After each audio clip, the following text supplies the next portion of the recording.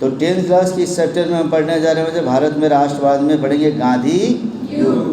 तो गांधी युग के बारे में जानेंगे हम कि गांधी जी के जन्म से लेकर गांधी जी के मुख्य कौन कौन काम उन्होंने किया और गांधी जी का क्या असर पड़ा भारतीय इतिहास पर, आधुनिक भारत में, ये सब इसमें पढ़ने जा रहे हैं। तो गांधी युग कब से कब तक बच्चे? 1915 से 1947 ईस्वी के बीच में मुख्य कर्ता धर्ता के रूप में रहे। तो शुरुआत करते हैं कि 2 अक्टूबर 1869 ईस्वी को गुजरात के काठियावाड़ जिले के पोरबंदर नामक स्थान पर करमचंद गांधी तथा पुतलीबाई के घर मोहनदास का जन्म हुआ था। उनकी शादी 13 वर्ष की बाल्यावस्था में कस्तूरबा बाई से हुई। इस प्रकार इनका पूरा नाम मोहनदास करमचंद गांधी पड़ा। ये बैरिस्ट्री की पढ़ाई लंदन से पास किए। याद रखेंगे बच्चे, बैरिस्टर किसे कहते हैं? वकील को। लेकिन ऐसा वकील जो अंतर्राष्ट्रीय स्तर पे, माने एक देश से दूसरे देश में जाकर भी वकालत कर सके, तो उसको हम क्या बोलते हैं? बैरिस्टर बोलते हैं बच्चे। ठीक है ना जी। तो गांधी जी की जन्म कब हुआ था बोल दो? बहुत बढ़िया। और किस राज्य में हुआ था? किस जिला में? काठियावाड़ जिला। और किस जगह पे हुआ था? गांधी जी के पिता का नाम? अरे मोहनदास नहीं, करमचंद गांधी। करमचंद गांधी बोलेंगे। माता का नाम और पत्नी का नाम भूलना मत। कई बार बच्चे माता और पत्नी का नाम भूल जाते हैं। बाई का मतलब होता है कि माई, जैसे हम लोग अपने यहाँ माई कहते हैं ना माता को। जब जाओगे गुजरात में, मध्य प्रदेश में, राजस्थान में, तो वहाँ जब आकर बोलते हैं अरे बाई जी मैंने माई जी। बिहार में किसी को बाई जी मत बोल देना माई को, नहीं तो बड़ी मार खाओगे बच्चे। बिहार में बाई जी का मतलब कुछ अलग ही होता है। लेकिन वही अरे नाचने वाली को बाई जी लोग बोलते हैं। और वहीं पे समझ लो कि हम मध्य प्रदेश, गुजरात, राजस्थान में जाएंगे तो वहाँ बाई एक सम्मान सूचक शब्द है। इसलिए पुतली बाई, कस्तूरबा बाई, आ रहा समझ में ना? तो इस तरीके से बाई का मतलब वहाँ क्या होता है, समझ में आ गया बच्चे? इन्होंने बैरिस्ट्री की पढ़ाई लंदन से पास किया। कहानी शुरू होती है बच्चे कि 1893 ईस्वी में गांधी जी एक केस के सिलसिले में दक्षिण अफ्रीका गए, जहां उन्होंने सत्याग्रह और सत्य अहिंसा के बल पर काले लोगों को न्याय दिलाया। 1893, पहले इसको समझ लो बच्चे, मैं जो स्टेटमेंट दे रहा हूँ मेरे तरफ ध्यान दो कि गांधी जी जब चले गए लंदन बैरिस्ट्री की पढ़ाई पढ़ने के लिए, तो उन्होंने वही कानून पढ़ा जो अंग्रेज़ वहाँ पढ़ते थे। और उस कानून को पढ़कर जब आए 1891 ईस्वी में लंदन से आए। 1891 से लेकर 1893 ईस्वी तक 2 वर्षों तक उन्होंने मुंबई हाई कोर्ट में प्रैक्टिस किया। कहाँ प्रैक्टिस किया? और 1893 ईस्वी में एक केस के सिलसिले में उनको दक्षिण अफ्रीका जाना पड़ा। और दक्षिण अफ्रीका गए तो उनको रेलवे प्लेटफार्म पर समझ लो कि अंग्रेज़ों ने समझ लो कि ट्रेन से उतार के नीचे फेंक दिया। दरअसल कहानी उस समय की है बच्चे कि जैसे ही वो ट्रेन में सफ़र कर रहे थे, एक अंग्रेज़ आता है और देखता है कि what are you doing here. उन्होंने बोला कि ये क्या कर रहे हो जी? उसने कहा कि अंग्रेज़ों की ये कंपार्टमेंट थी जिसमें सिर्फ अंग्रेज़ बैठते थे, और उसमें गांधी जी क्या किए थे, टिकट लेकर बैठ गए थे। अंग्रेज़ है और from here are you coming here. उन्होंने बताया कि भाई कहाँ से आ रहा हूँ। बोले कि can't travel in this compartment because this is the reserve for the British. Gandhi ji ने साफ तौर पे कहा कि you British you should know this matter that I have also taken the tickets, proper ticket, so I can travel anywhere. उन्होंने कहा कि चाहे कुछ भी हो तुम इसमें टिकट, ट्रेन से टिकट नहीं कर सकते हो। गांधी जी ने बोला you should know the rules and regulation of the railway that if you are taking the proper tickets you can travel anywhere। यदि तुम उचित किराया देकर टिकट ले रखे हो तो तुम उसमें कहीं भी सफ़र कर सकते हो। लेकिन ये अंग्रेज़ मानने वालों में से कहाँ थे? रोका एक स्टेशन पे, अब बेचारे गांधी जी को धक्के मार कर वहाँ से नीचे फेंक दिया।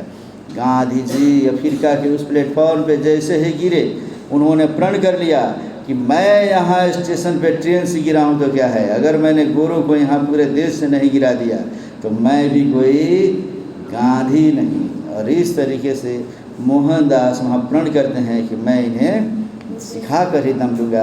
रात भर वहाँ स्टेशन पे वो तड़पते हैं बच्चे, लेकिन उसके बावजूद भी वो घबराते नहीं हैं। लगातार स्ट्रगल करते जाते हैं और स्ट्रगल करते करते अंततोगत्वा उन्हें सफलता मिलती है। सत्याग्रह के बल पे, सत्य और अहिंसा के बल पे वहाँ लोगों को आंदोलन करना सिखाते हैं, सत्याग्रह करना सिखाते हैं। सत्य और अहिंसा के राह पर चलकर हड़ताल करने की सलाह देते हैं और बोलते हैं कि अपने अंदर सत्याग्रह पैदा करो, माने सत्य पे चलो। सत्य पे चलने वाला व्यक्ति निडर होता है, वो किसी से डरता नहीं है। इसलिए फाइनली समझ लो कि सत्याग्रह के बल पर, सत्य और अहिंसा के बल पर गांधी जी वहाँ काले लोगों को अंग्रेज़ों के ख़िलाफ़ न्याय दिलवाते हैं और 1915 ईस्वी के तक आते आते वो विश्व प्रसिद्ध एक राजनेता के रूप में उभर चुके हैं। कहानी शुरू होती है 1915 ईस्वी में, जब गांधी जी दक्षिण अफ्रीका से भारत वापस आते हैं। तो नोट्स पे ध्यान दो बच्चे। कहता है कि 1915 में गांधी जी दक्षिण अफ्रीका से भारत वापस आए तथा अंग्रेज़ों के न्यायप्रियता में विश्वास करते हुए प्रथम विश्व युद्ध जो 1914 से 18 ईस्वी में चल रहा था में अंग्रेज़ों का सहयोग किए, जिससे अंग्रेज़ों ने उन्हें कैसरे हिंद की उपाधि दी। कहानी उस समय शुरू होती है बच्चे, जब 1915 ईस्वी में भारत आते हैं तो अंग्रेज़ उनसे कहते हैं कि हे महात्मा गांधी, आप तो बहुत विश्वविख्यात व्यक्ति हैं, यहाँ के लोगों को आप बोलिए, यहाँ की अधिकतम संख्या जो है वो हमारे इस प्रथम विश्व युद्ध में अंग्रेज़ों का साथ दे, सेना में भर्ती हो। यदि हम जीतते हैं तो भारत को एक अच्छा सा गिफ्ट देंगे, उपहार देंगे। गांधी जी ने सोचा कि अंग्रेज़ों से लिया गया हम लोग के लिए सबसे बेहतर उपहार तो आज़ादी है ना, और ये लगता है कि हम लोग उपहार देने वाले हैं। गांधी जी घूम घूम कर पूरे देश में प्रचार प्रसार करने लगे कि आप लोग सेना में भर्ती हो, अंग्रेज़ों का साथ दीजिए, हम लोग जीतेंगे अगर ब्रिटिश जीत जाते हैं तो हम लोग को एक अच्छा सा गिफ्ट मिलेगा। लेकिन ये अंग्रेज़ों के मन में तो बहुत पाप था बच्चे। आ रहा समझ में ना? पहले तो समझ लो कि उन्होंने इतने सेना में भर्ती करवाया कि उन्हें कैसरे हिंद की उपाधि दी गई। आ रहा समझ में ना? कौन सी उपाधि? कैसरे हिंद की उपाधि दी गई। लेकिन ये इतने दुष्ट निकले बच्चे कि थोड़ी सी मेरे तरफ ध्यान दो, इस नोट्स को भी रोक दो और मेरे तरफ ध्यान दोगे। 1918 ईस्वी में गांधी जी ने जब कहा कि अब तो प्रथम विश्व युद्ध में ब्रिटेन जीत चुका है, आप लोग का ग्रुप जीत चुका है, तो आपने कहा था वो उपाधि देने के लिए तो दे दीजिए ना। अंग्रेज़ों ने दे दिया, रॉलेट एक्ट। कौन सा एक्ट दिया? 1919 ईस्वी में रॉलेट एक्ट मिल गया बच्चे। रॉलेट एक्ट क्या था? उन्होंने कहा था कि भारत का कोई भी नागरिक को ब्रिटिश सरकार जब चाहे तब गिरफ्तार कर सकती है। अब कोई भी काम अगर कोई भारत में करता है तो उस पर FIR नहीं किया जाएगा और उस पर समझो कि अदालत में मुकदमे भी नहीं चलेंगे। शक के आधार पर भी किसी भी व्यक्ति पे यदि शक होगा कि वो ब्रिटिश हुकूमत के ख़िलाफ़ जा रहा है तो सरकार उसको, ब्रिटिश सरकार उसको गिरफ़्तार करेगी, अब बिना मुकदमा चलाए जेल की हवा खिला देगी। आ रहा है समझ में ना? गांधी जी ने कहा था ये तो काला कानून है जी, तुमने बोला था गिफ्ट देने के लिए और तुम ये रॉलेट एक्ट लाते हो। तो तुम तो जो तुम्हारे मन के अनुसार जो दुश्मन होगा, जिसको भी तुम चाहोगे गिरफ्तार कहीं भी कर लोगे, ले जाकर कभी भी सज़ा दे दोगे, मुकदमा भी नहीं चलेगा। ये तो सरासर अन्याय है। गांधी जी ने इसे काला कानून कहा बच्चे। क्या कहा? काला कानून। और इस तरीके से उस रॉलेट एक्ट के विरोध में जनसभाएँ होने लगी बच्चे। और उसी जनसभा में 1919 ईस्वी में 13 अप्रैल 1919 ईस्वी को पंजाब के अमृतसर के जालियांवाला बाग में लोग इकट्ठे होकर और मीटिंग करेंगे। लेकिन उसी मीटिंग में जनरल डायर आएगा, इतनी गोलियां चलवाएगा कि हज़ारों लोग वहां मारे जाएंगे, कुछ लोग घायल होंगे। समझ लो बच्चे। अब वो हम जालियांवाला बाग हत्याकांड के नाम से पढ़ेंगे। लेकिन 1919 में जालियांवाला बाग हत्याकांड के पहले गांधी जी के यहाँ पे कार्यों को देखते हैं बच्चे। कैसर हिंद की उपाधि दे दी गई, नोट करके लिखवाया हूँ मैं। मोहनदास को बापू या राष्ट्रपिता के नाम से किसने संबोधित किया था? सुभाष चंद्र बोस ने। काफ़ी इंपॉर्टेंट, स्टार लगा लोगे इस पर कि मोहनदास को बापू या राष्ट्रपिता के नाम से किसने संबोधित किया? सुभाष चंद्र बोस ने। और अगला लिखवाया हूँ कि मोहनदास को, नाम इनका मोहनदास ही था बच्चा। आ रहा समझ में जी? गांधी शब्द से सबसे पहले रविंद्रनाथ टैगोर ने संबोधित किया और महात्मा शब्द से भी। तो गांधी को, माने मोहनदास को गांधी सबसे पहले किसने कहा? रविंद्रनाथ टैगोर। और मोहनदास को महात्मा किसने कहा? इसीलिए हम गांधी जी को महात्मा गांधी भी कहते हैं बच्चे, गांधी भी कहते हैं और बापू भी कहते हैं। क्लियर है बच्चे?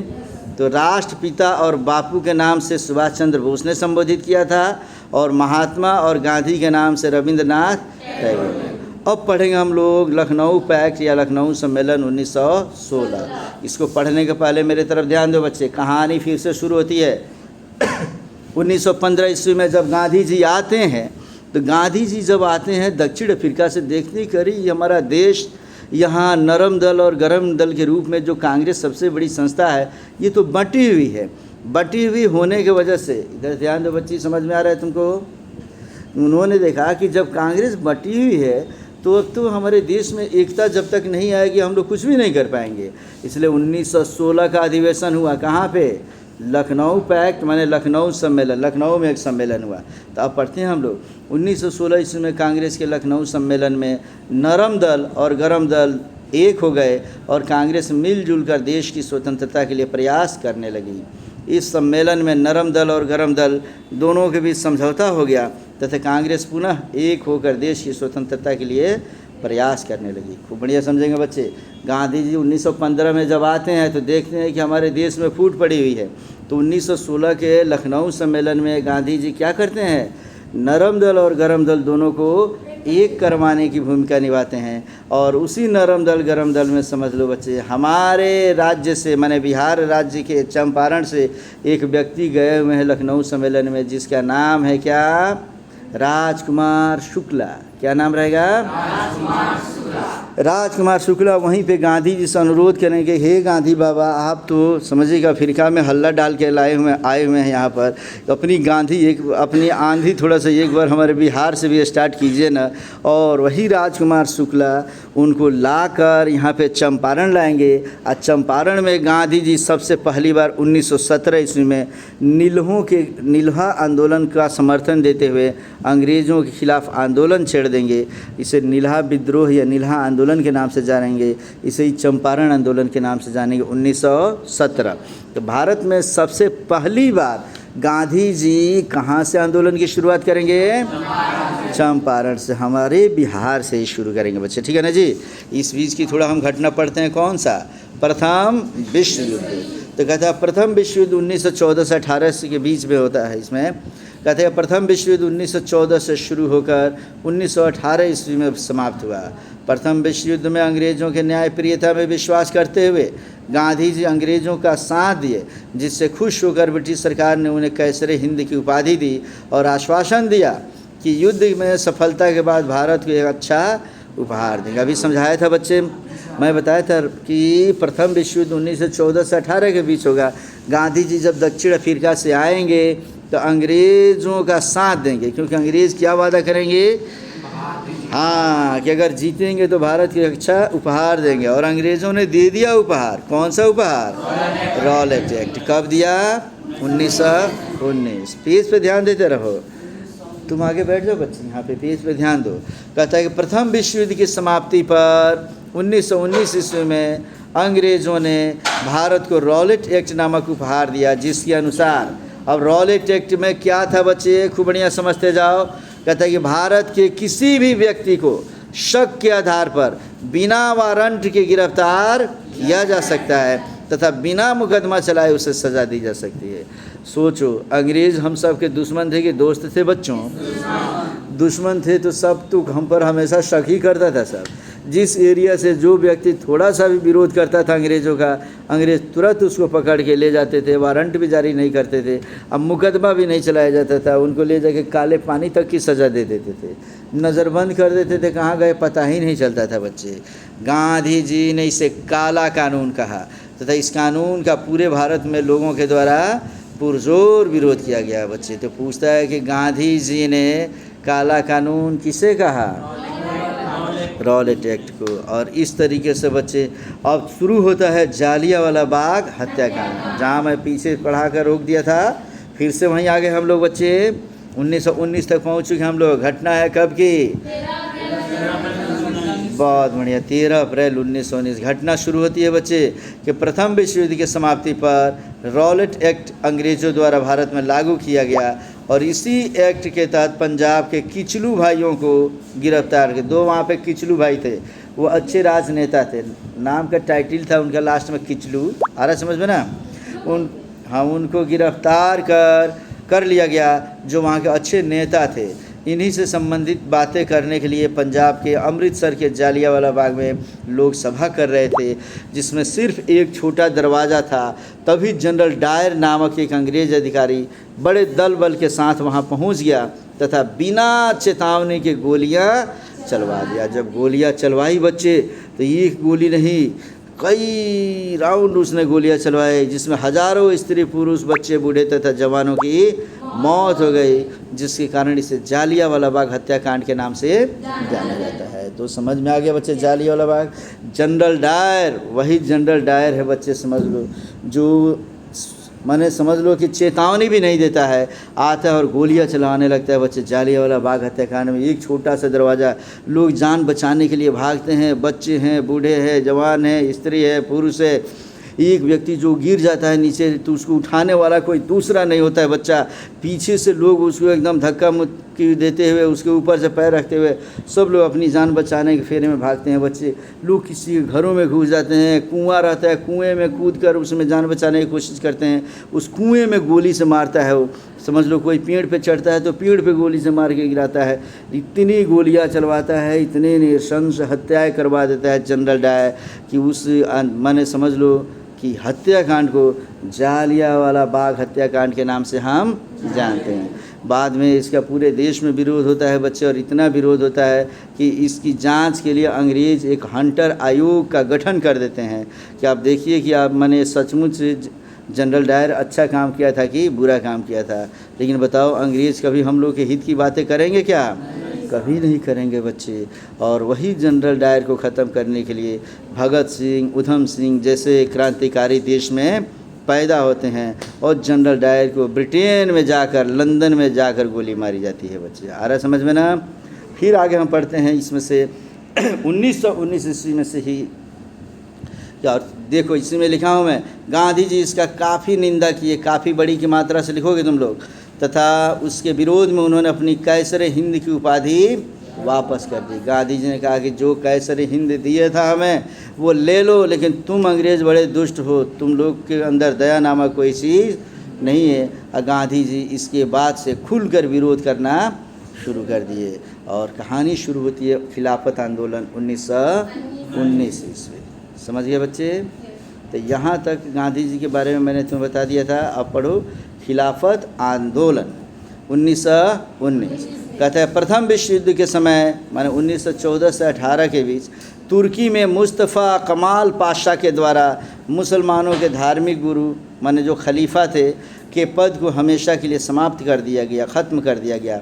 तुर्की को अंग्रेज़ों का समर्थन प्राप्त था, अतः भारत के मुसलमान अंग्रेज़ों को अपना दुश्मन समझ बैठे और 1919 ईस्वी में खिलाफत आंदोलन छेड़ दिए। खिलाफत आंदोलन का नेतृत्व करने के लिए सभी मुसलमान गांधी जी के पास गए, और गांधी जी खिलाफत आंदोलन के नेतृत्व अपने हाथों में ले लिया। कहानी शुरू होती है बच्चे खिलाफत आंदोलन की, खूब बढ़िया, ठीक से समझोगे, मेरी तरफ ध्यान दो। जिस समय प्रथम विश्व युद्ध चल रहा था, उस समय तुर्की में एक शासक था जिसका नाम था मुस्तफ़ा कमाल पाशा। क्या नाम था? मुस्तफ़ा कमाल पाशा मुसलमानों का ही एक राजा था, लेकिन वो एक पढ़ा लिखा व्यक्ति था। वो चाहता था कि हमारे देश का विकास केवल कुरान पढ़ने से और हदीस पढ़ने से नहीं होगा। स्त्रियां घर के अंदर बुरके में जो रहती है, केवल कुरान पढ़ते तो उससे देश का डेवलपमेंट नहीं होगा।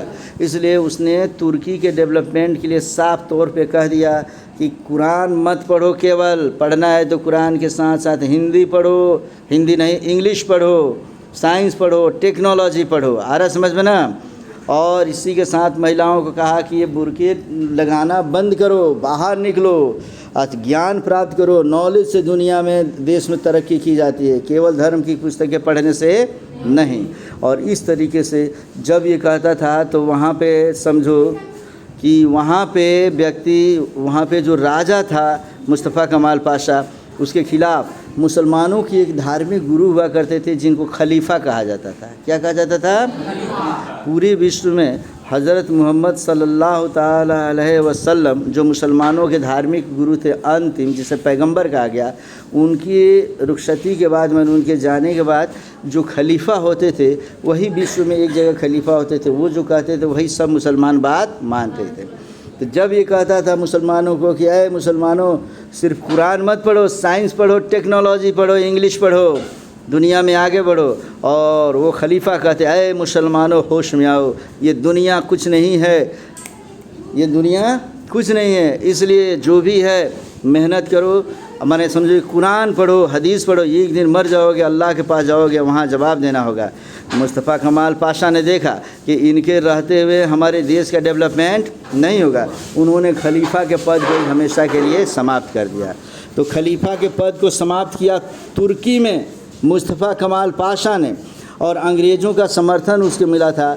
तो भारत के मुसलमानों ने सोचा कि ये अंग्रेज़ ही है जिन्होंने चढ़ाकर मुस्तफ़ा कमाल पाशा को और हमारे खलीफा के पद को समाप्त कर दिया। इसलिए भारत के सभी मुसलमान अंग्रेज़ों के ख़िलाफ़ हो गए और यहाँ पे एक आंदोलन छेड़ दिया, खिलाफत आंदोलन। तो यहाँ के जितने मुसलमान हैं अंग्रेज़ी सामान का बहिष्कार करने लगे, अंग्रेज़ों का बहिष्कार करने लगे, और इस तरीके से उसने साफ तौर पे आंदोलन जो चलाया, उस आंदोलन के बाद से समझो कि आगे चलकर स्थिति बदल गई। उन्होंने देखा कि हमारे आंदोलन को नेतृत्व ठीक से नहीं मिल रहा है, तो इस तरीके से वो गांधी जी के पास गए कि गांधी जी आप खिलाफत आंदोलन का नेतृत्व कीजिए। और गांधी जी जब नेतृत्व किए, इसी खिलाफत आंदोलन को जैसे ही देखे कि मुसलमान मेरे पास आ गए, उन्हें लगा कि हिंदू मुस्लिम एकता को एक करते हुए क्यों ना मैं एक नया आंदोलन खड़ा कर दूं। तब गांधी जी शुरू करेंगे एक नया आंदोलन, खिलाफत का ही शब्द बदल देंगे और बोलेंगे असहयोग आंदोलन। तो पढ़ेंगे अगले क्लास में हम लोग असहयोग आंदोलन।